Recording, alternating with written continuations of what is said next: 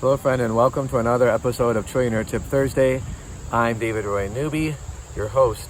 In today's episode of Trillionaire Tip Tuesday, I'm going to reveal to you how the Kenosha killings can actually bountifully benefit you and your life. Now, how in the world can that be?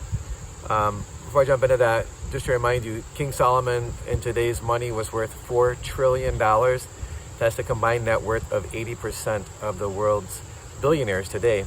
And he wrote the books of Proverbs and Ecclesiastes, so all about how to have a successful life in every area. So today's Trillionaire Tip comes to you from Proverbs 29:11, which states that a fool gives full vent to his rage, but a wise man shows restraint. So what does that mean? When you're angry, you have a choice about what you can do with that anger. I'm going to connect anger and how do you deal with anger most productively to the Kenosha killings in just a moment, okay? Just to give you some background, when I was 5 years old, my best friend's mother killed her. She cut out her heart thinking she was demon-possessed. I went to her house to play one day, and we used to play Barbies together. And there was police tape on her front door and stuff on the wall. And I realized now, looking back, that was blood on the wall. And she was killed. A year later, my stepdad killed my second brother, and we moved, and we had to move every 3 months or so after that until so that he would know where we lived. And last but not least, a few years back, a person I was doing a business deal with did something very harmful to my children, directly to my children, and I was very tempted to harm him physically over that incident. So what do these three incidents in my life have to do with you? What do they have to do with the Kenosha killings? When you get angry, there's a couple things going on. Number one, the emotion of anger is good. It lets us know that something is not right. Anger is a secondary emotion. It comes from either frustration or disappointment. So let's look at what was going on with me, with my friend. He was basically, I was very disappointed that he harmed my family. And when you have those emotions, anger, frustration, or disappointment, oftentimes what's going on physiologically is in our brain, the back part of our brain, the amygdala, kicks in our fight or flight reflex. And that reflex is there to protect us and keep us alive. If we see a bear or a lion, we should flee.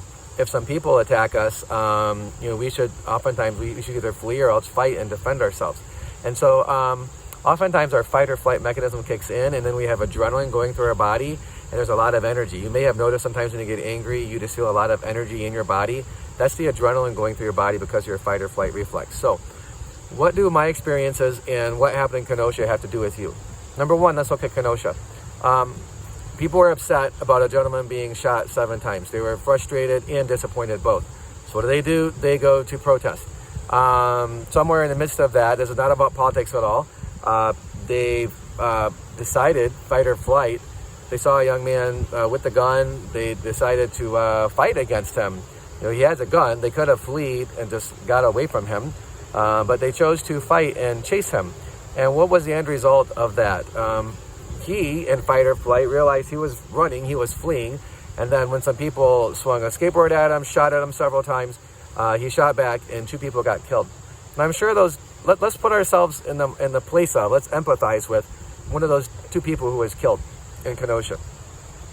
When they woke up that morning, were they thinking, I'm going to go get myself shot? What did the Proverbs say?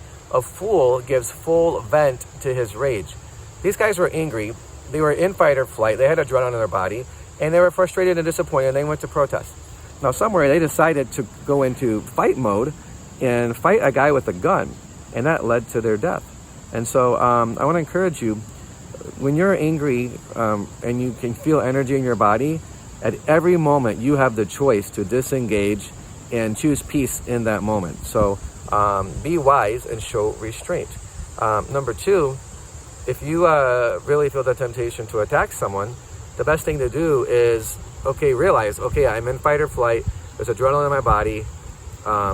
Number 1, you want to physiologically calm yourself down. And number 2, you want to seek wisdom about what's making me frustrated or disappointed. If those people that were both killed had realized, I'm frustrated and disappointed, what's the most productive, constructive way for me to demonstrate my displeasure?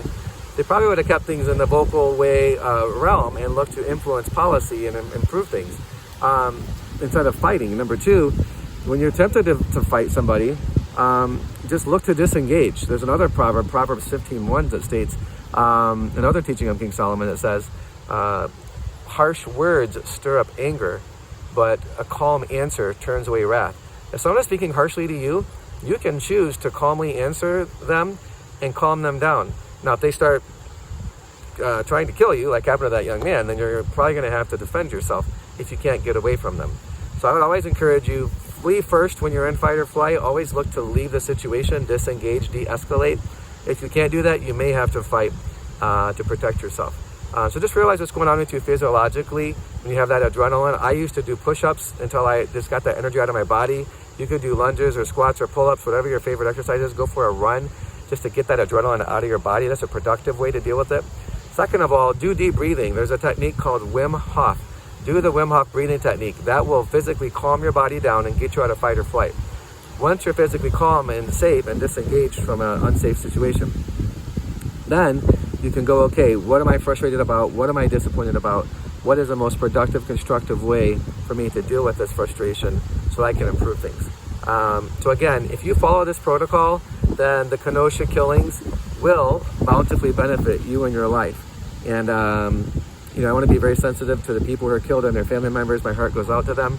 At the same time, other people's mistakes, we can use them for our learning and our benefit and our wisdom. So look at the foolishness, the way that the people did not wisely handle their fight or flight reflex, their anger, their disappointment, and how that led to their death in Kenosha. And let that be an object lesson for you and help you make better decisions going forward. I grew up around very angry people. Actually, there are murderers in my family. And the other 3 incidents I mentioned to you, there are other murderers in my family. So sadly, I have a lot of experience being around this and seeing a lot of people who foolishly responded to their anger, and it got them in a lot of trouble. So choose to wisely deal with your anger. Realize anger is not a bad thing. It's a good thing. It shows us that there's something that we want to improve in the world, and productively deal with your anger. Show restraint in all situations, and always look to seek calmness in all situations. God bless you, friend. Shalom to you and your family. And let me know what takeaways you took from this Trillionaire Tip Thursday. Bye for now.